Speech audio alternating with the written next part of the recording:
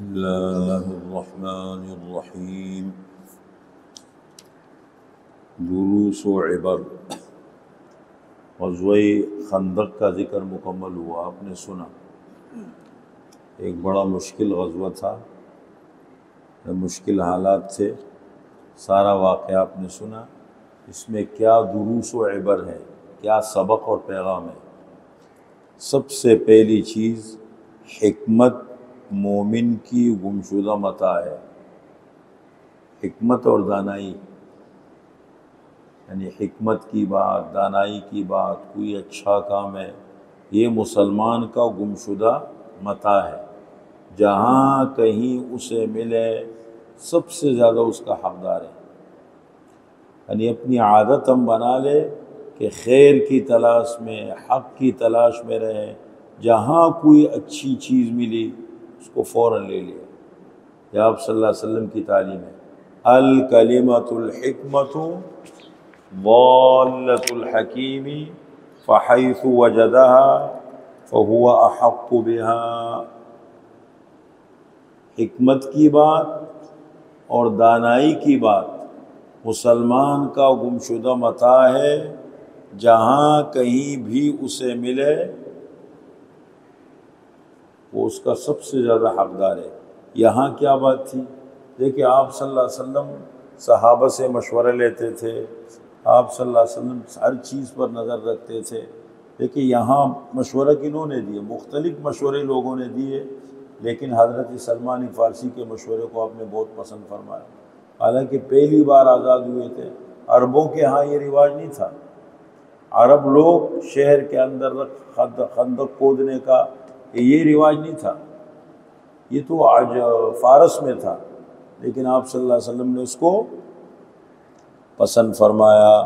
تو کہتے ہیں اس جنگ میں جنگی تدابیر میں سے ایک تدبیر خندق کی کھدائی بھی تھی، جو کہ عربوں کا رواج نہ تھا بلکہ یہ عجم کا طریقہ تھا۔ اسے حضرت سلمان فارسی رضی اللہ عنہ کے مشورے پر حضرت صلی اللہ علیہ وسلم نے اختیار کیا تھا۔ اس سے پتہ چلتا ہے کہ حکمت کی بات جہاں بھی ملے یہ مومن کا گمشدہ مال ہے، اسے فوراً حاصل کرنا چاہیے۔ چنانچہ شریعت نے عام حالات اور معاملات میں انسانی عقل و فکر کو آزاد چھوڑا ہے کہ وہ بغیر سوچے سمجھے کسی کی تقلید نہ کرے، حکمت کی بات جہاں مل جائے اسے اختیار کرنے میں دیر نہ کرے۔ نمبر 2، مساوات، اسلام کا امتیاز ہے، برابری۔ دیکھیں آپ صلی اللہ علیہ وسلم خود بھی صحابہ کے ساتھ شریک ہے خندق کی کھدائی میں، باقی سارے کاموں میں آپ کے ساتھ لگے ہوئے شریک ہے۔ یہ بھی ایک اہم پہلو ہے۔ رسول اللہ صلی اللہ علیہ وسلم نے اس غزوے میں صحابہ کرام کے ساتھ مل کر بغیر کسی امتیاز کے کام میں حصہ لیا، جس سے اسلامی مساوات کا درس ملتا ہے اور اس کی حقیقت نمایاں ہوتی ہے۔ کہتے ہیں اسلام محض کھوکھلے نعروں کا نام نہیں بلکہ ایک زندہ حقیقت ہے۔ اس غزوے میں صحابہ کرام کے ساتھ مل کر بغیر کسی امتیاز کے کام میں حصہ لیا، جس سے اسلامی مساوات کا درس ملتا ہے اور اس کی حقیقت نمایاں ہوتی ہے کہ اسلام محض کھوکھلے نعروں کا نام نہیں بلکہ ایک زندہ حقیقت ہے۔ دراصل بنیادی چیز صفت عبودیت ہے کہ جس میں تمام انسان برابر ہے۔ لہذا آپ صلی اللہ علیہ وسلم نے کسی قسم کا پروٹوکول نہیں لیا اور نہ ہی کسی شاہی محل یا اسٹیج پر بیٹھ کر حکم چلایا، بلکہ خود بنفس نفیس صحابہ کرام کے ساتھ شریک رہے ہر کام میں۔ صرف بولنے سے نہیں ہوتا نا، اصل میں یہی تو ہے جو ہے وہ کر کے دکھاؤ۔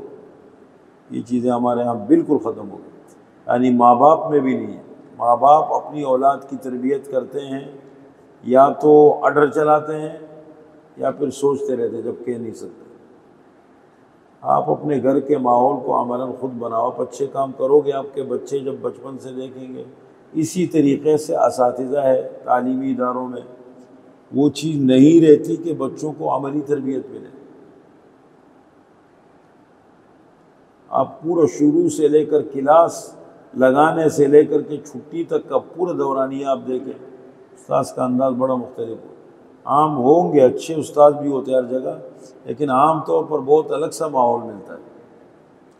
آپ کاروباری اداروں میں دیکھیں، اپنی چیز پر خود نظر نہیں رہے گی، آپ کا ملازم بہتر طریقے سے وہ کام نہیں کرے گا۔ پھر آپ خود ایک چیز چیک کر رہے ہو، اٹھا رہے، بھائی یہ کیوں ضائع ہو رہی ہے یہ چیز، یہ کیوں غلط جگہ پڑی ہے۔ جب آپ خود دیکھ رہے ہیں، آپ کا ملازم مجبور ہوگا۔ ابھی میں گیا، پوری بار صفائی چیک کی، اس نے اپنے چھوٹے بچے کو لا کے لگایا ہوا ہے، بیچارہ بچہ۔ اس کو میں نے پوچھا پہلی بار آیا ہو؟ کہتا ہے میں پہلی بار صفائی کرتا ہوں۔ یہ چیزیں ہوتی ہیں نا، یہ بہت اہم کردار ادا کرتی ہے۔ یہ صفائی میں نے اس سے کروائی، پھر دوبارہ گئے، میں نے کہی دیکھی یہ بوتلیں اوپر کیوں پڑی رہتی؟ میں نے کہا یہ آپ کی ذمہ داری نہیں ہے کیا؟ آپ کا 10 دفعہ بول چکا ہوں، آپ کا دل مطمئن نہیں ہے، آپ چھوڑ دیں، کسی اور کو رکھ لیتے ہیں۔ تو یہ چیزیں سب پہ نظر رکھنا پڑتا ہے۔ اگر آپ 2 دن کے لیے نظر ہٹا رہو نا، اب دیکھو ہر چیز خراب ہوگی۔ آپ اداروں میں دیکھیں، ہر جگہ سرکاری ہمارے ماحول کو دیکھو، بس کوئی پوچھنے والا نہیں ہے، جنگل کا قانون ہے بالکل۔ پتہ نہیں یہ عذاب کب ٹلے گا ہم سے، اور یہ حکمران کب مریں گے، ختم ہوں گے، اللہ کا عذاب ان پہ اترے گا، سمجھ رہے ہیں؟ لیکن ان کو تو احساس ہی نہیں ہے، اپنے لگے ادارے، ہر ادارہ اپنا کمانے میں لگا، کچھ کوئی سر۔ اچھا، ہم عوام کو بھی تھوڑا بہت احساس ہونا، وہ بھی نہیں ہے۔ بے حسی اتنی بڑھ رہی ہے، ہمتیں ٹوٹ گئی ہیں لوگوں کی، بالکل نا امیدی کی فضا ہے۔ تو یہ دیکھیں، آپ صلی اللہ علیہ وسلم خود دیکھو لگے ہوئے صحابہ کے ساتھ، خود کام کر رہے، سارا ماحول ایسے تھوڑی بدلا ہے۔ نمبر 3، رسول اللہ صلی اللہ علیہ وسلم کی شخصیت کا نبوی پہلو۔ آپ صلی اللہ علیہ وسلم کی شخصیت 2 ہے، ایک آپ انسان ہیں، ایک آپ نبی ہیں، 2 پہلو ہیں نا۔ تو کہتے ہیں اس غزوے میں ایک اور درس بھی ملتا ہے، جس کے ذریعے نبی کریم صلی اللہ علیہ وسلم کی ذات میں نبوت کو ظاہر کیا گیا کہ آپ صلی اللہ علیہ وسلم کو اپنے صحابہ کرام کے ساتھ کس قدر محبت ہے۔ اگر انہوں نے تکالیف اٹھائی تو آپ صلی اللہ علیہ وسلم ان کے شانہ بشانہ رہیں، آپ نے بھی اٹھائی۔ اگر انہوں نے بھوک پیاس برداشت کی تو آپ صلی اللہ علیہ وسلم نے ان سے زیادہ مشقت کا سامنا کیا۔ یہ سب کچھ اللہ کے دین کی خاطر تھا۔ آپ صلی اللہ علیہ وسلم ہر موڑ پر اپنے صحابہ کے ساتھ رہے۔ اس کی ایک اعلیٰ مثال یہ ہے، جب حضرت جابر رضی اللہ عنہ آپ صلی اللہ علیہ وسلم پر بھوک کے آثار دیکھ کر آپ صلی اللہ علیہ وسلم کی دعوت کرتے ہیں کہ تھوڑا سا کھانا ہے چند افراد کے لیے، آپ صلی اللہ علیہ وسلم تمام صحابہ کو مدعو فرماتے ہیں کہ یہ کیسے ہو سکتا ہے کہ آپ صلی اللہ علیہ وسلم کے صحابہ بھوک سے نڈال ہوں اور آپ دعوت پر جائیں۔ پھر اس واقعے میں آپ کا معجزہ بھی ظاہر ہوتا ہے کہ تاج و تائید الہی ہے کہ چند افراد کا کھانا ایک بڑے لشکر کو کافی ہو گیا۔ یعنی آپ صلی اللہ علیہ وسلم کو جب انہوں نے چھپکے سے دعوت دی، ایک بکری کا بچہ ذبح کیا نا، تو آپ صلی اللہ علیہ وسلم خود نہیں گئے، صحابہ کو فرمایا آ جاؤ۔ تو یہ کیا ہے؟ یہ چیزیں بہت اہم ہوتی ہے، یہ ہمارے یہاں کیا کریں اس کو۔ اب یہ دیکھو بلاول ہاؤس کے پوری دیواریں لگائی گئی، روڈوں کی حالت دیکھو۔ بلاول ہاؤس نہیں، یہ سب آپ اس پہ جائیں، فوج کے اداروں کو دیکھیں، شار فیصل پہ شروع ہو جائے ایئرپورٹ تک، آپ کسی بھی سرکاری اس میں جائیں، اس سے یہ بالکل الگ دنیا میں رہتے، کوئی زندگی بھی نہیں ہے۔ لیکن اس کو زندگی نہیں کہتے، کیا کرو گے؟ آپ کے بچے آپ کے ہاتھوں میں نہیں ہیں، وہ بھی عیاش پیدا ہو رہے ہیں، اور تو یہ چیزیں خراب کرتی ہیں۔ اس سے ملک کیا ترقی، ہم کیا ترقی کریں گے؟ مسلمان ترقی کر رہا ہے نہ ہمارا ملک ترقی کر رہا ہے۔ اب اتنی بڑی بڑی بلڈنگیں میں دیکھتا ہوں، کبھی اتنی بڑی بڑی بلڈنگیں کھڑی کر دی۔ یہ معاشرے کا ایک سسٹم ہونا چاہیے، نہیں ہے۔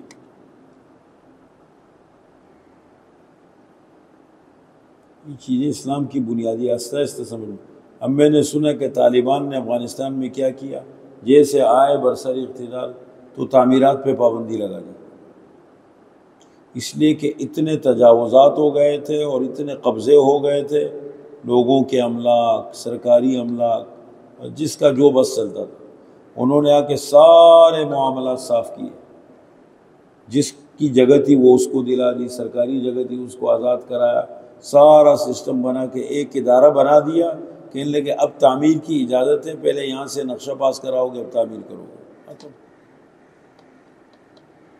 یہ جتنا کابل کے اندر ابھی شروع کیا ہے، وہ کہتے ہیں جتنا مولوی صاحب گئے تھے کہنے لگے وہ ساری چیزوں پہ پابندی لگا دی، یہ ٹھیلے وغیرہ، یہ ایک مخصوص ٹھیلے حکومت کی طرف سے بن گئے، جس کو روزگار نہیں ہے اس کے لیے جگہ بنا دی گئی، وہاں بڑے خوبصورت طریقے سے لگا دیے گئے، آپ اپنا کماؤ، تھوڑا سا حصہ حکومت کو دو کمائی کا، باقی اپنے لیے کماؤ، لیکن یہ حدود ہے تمہارے، اس کے اندر رہ کے کام کرو۔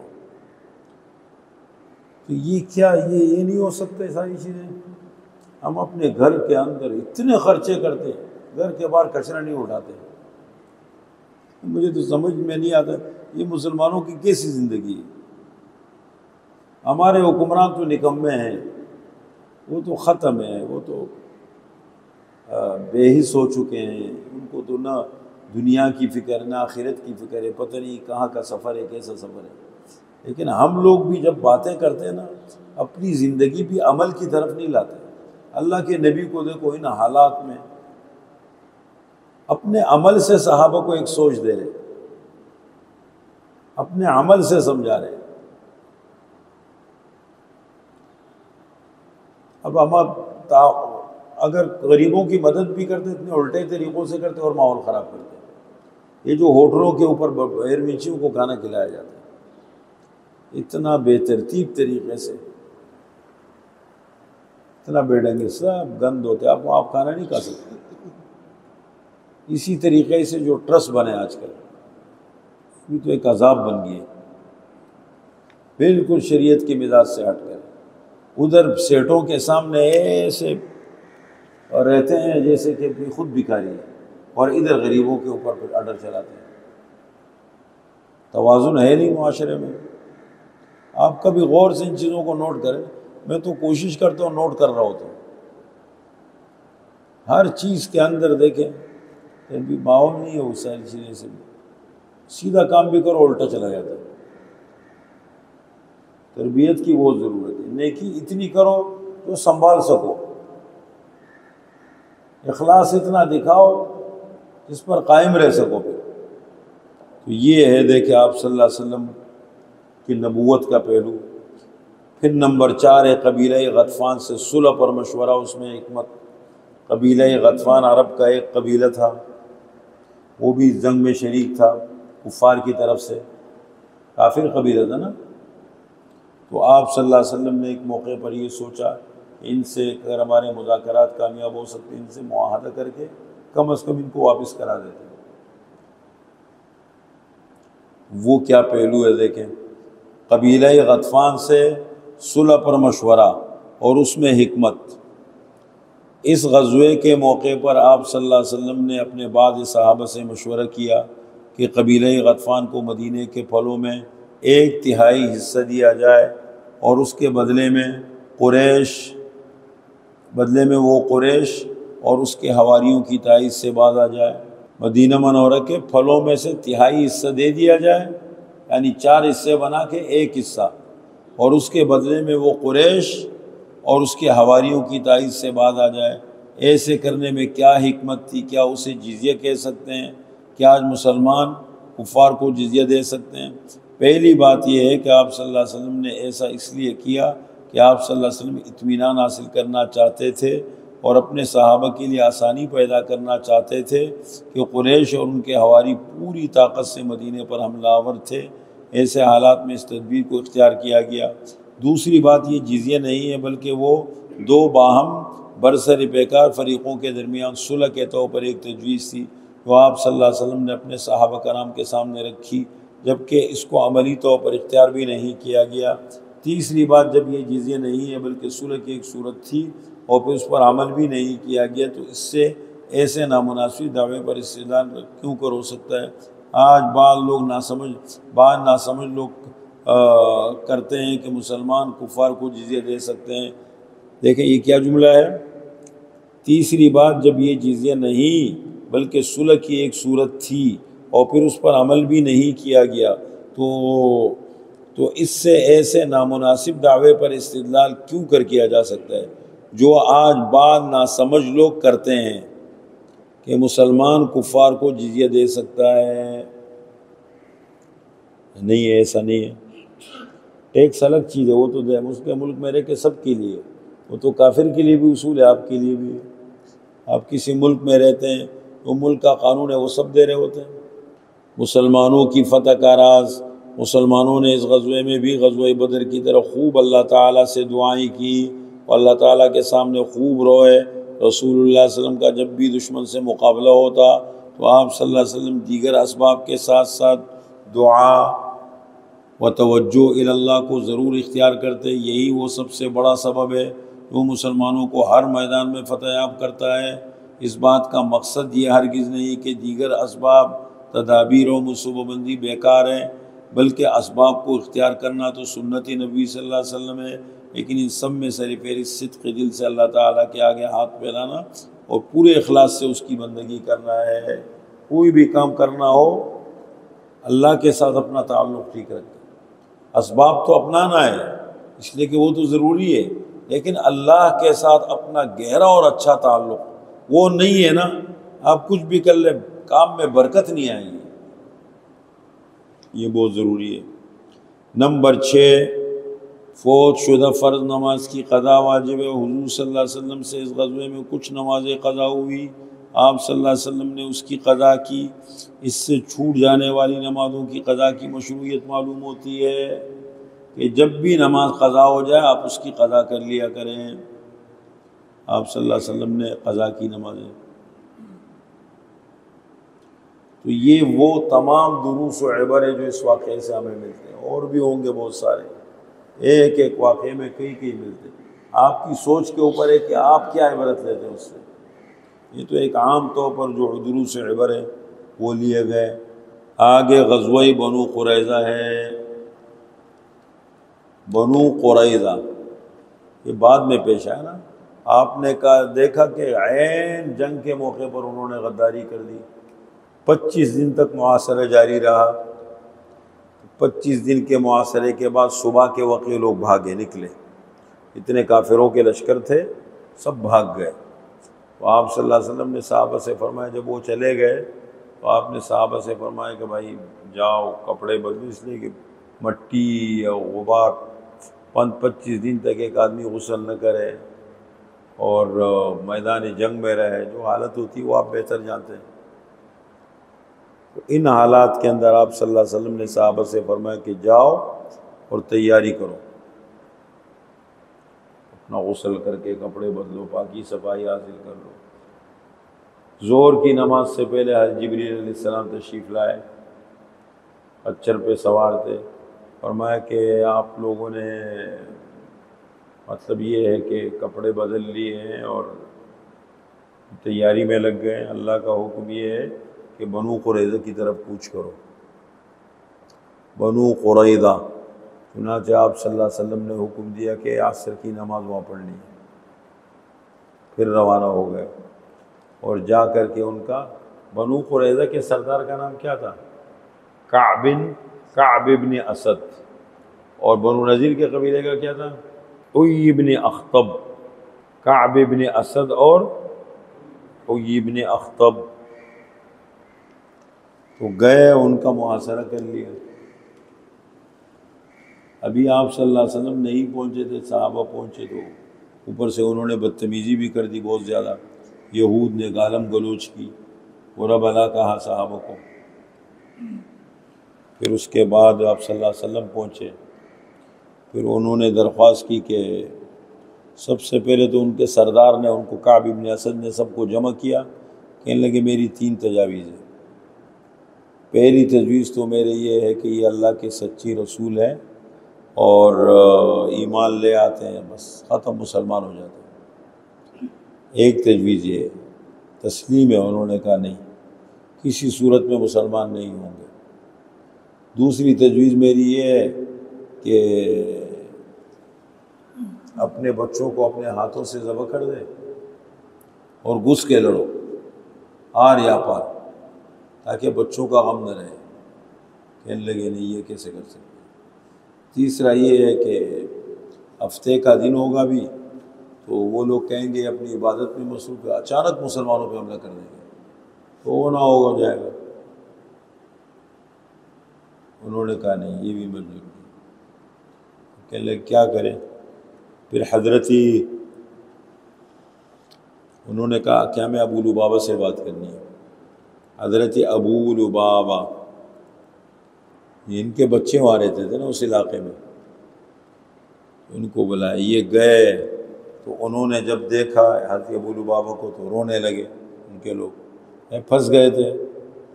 تو حضرت ابو لبابہ کو فرمایا کہ کیا ہمارے بارے میں کیا سوچا جا رہا ہے؟ تو انہوں نے یوں اشارہ کر دیا ہمارے قتل کے پروگرام ہو رہے بھی۔ تو پھر ان کو سمجھ آئی کہ یہ تو میں نے غلط کیا، آپ صلی اللہ علیہ وسلم نے مجھے بھیجا تھا کہ ان کا موقف سنو، ان کی بات سنو اور واپس آ جاؤ۔ میں نے تو آ کے ان کو جا کر کے اپنے آپ کو باندھ دیا، کہاں پر؟ مسجد نبوی میں ستون کے ساتھ۔ آپ صلی اللہ علیہ وسلم انتظار کر رہے، ابو لبابہ آئے نہیں۔ لوگوں نے بتایا اللہ کے رسول وہ تو جا کے مسجد نبوی میں اپنے آپ کو ساتھ پلر کے ساتھ اپنے آپ کو باندھا ہوا ہے۔ کیوں؟ کہنے لگے یہ مسئلہ ہو گیا۔ آپ صلی اللہ علیہ وسلم نے فرمایا کہ میرے پاس آ جاتے میں ان کے لیے اللہ سے معافی مانگتا، کام ہو جاتا ان کا۔ اگر میرے پاس آتے اور میں اللہ سے ان کے لیے معافی مانگتا تو ان کا کام ہو جاتا۔ اب انہوں نے اپنا کام اپنے ذمہ خود لے لیے، اب وہ جانے اور اللہ جانے۔ 15 دن کے بعد ان کی توبہ قبول ہوئی۔ آپ صلی اللہ علیہ وسلم فجر کی نماز کے لیے تشریف لائے، ان کو خوشخبری سنائی اور ان کو کھولا۔ 15 دن کے بعد توبہ قبول ہوئی۔ وہاں بھی مشہور ہے مسجد نبوی میں استوانہ ابو لبابہ۔ اس کے بعد پھر ان کے تعلقات تھے اوس قبیلے سے، جن کے سردار کون تھے؟ سعد بن معاذ رضی اللہ عنہ، بہت بڑے صحابی ہیں۔ جیسے مہاجرین میں حضرت ابو بکر کا مقام ہے، انصار میں ان کا مقام تھا۔ ان کو تیر لگا تھا، آپ نے پیچھے پڑھا تھا، وہ ایک تیر ان کو لگا تھا گردن میں، اسی سے پھر یہ شہید ہو گئے۔ ان کو بلایا گیا، کہنے لگے تو انہوں نے کہا میں ہمارا فیصلہ منظور ہے۔ انہوں نے کہا بنو قریظہ صحیح ہے۔ کہنے لگے ان کے جو جنگ کے قابل لوگ ہیں ان کو قتل کر دیا جائے، باقی لوگوں کو غلام بنا دیا جائے، ختم۔ این موقع پہ غداری کی نا۔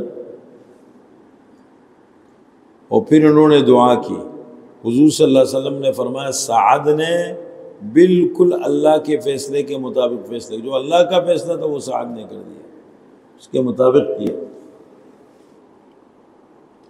پھر انہوں نے دعا مانگی، اے اللہ اگر یہ جنگ ختم ہو چکی ہے اور سلسلہ ختم ہو گیا ہے تو ٹھیک ہے، نہیں تو مجھے صحت دے دے، نہیں تو پھر اس زخم کو جاری کر دے اور مجھے میری شہادت کا ذریعہ بنا دے۔ چنانچہ وہ زخم جاری ہو گئے، وہ شہید ہو گئے۔ آپ صلی اللہ علیہ وسلم تشریف لے گئے، ان کا سر مبارک اپنے زانوؤں میں رکھا اور آپ صلی اللہ علیہ وسلم نے فرمایا کہ ان کا انتقال ہو گیا۔ پھر فرمایا کہ سعد کی موت سے اللہ کا عرش ہلا ہے، عرش ہلا اللہ کا۔ 70,000 فرشتے ان کی نماز جنازہ میں آئے، 70,000 فرشتے اترے اور ان کی قبر سے خوشبو آ رہی تھی۔ یہ ہے سعد بن معاذ، اس کا ذکر ہے، میں نے خلاصہ بتا دیا، اس کو پڑھیں گے انشاءاللہ کل۔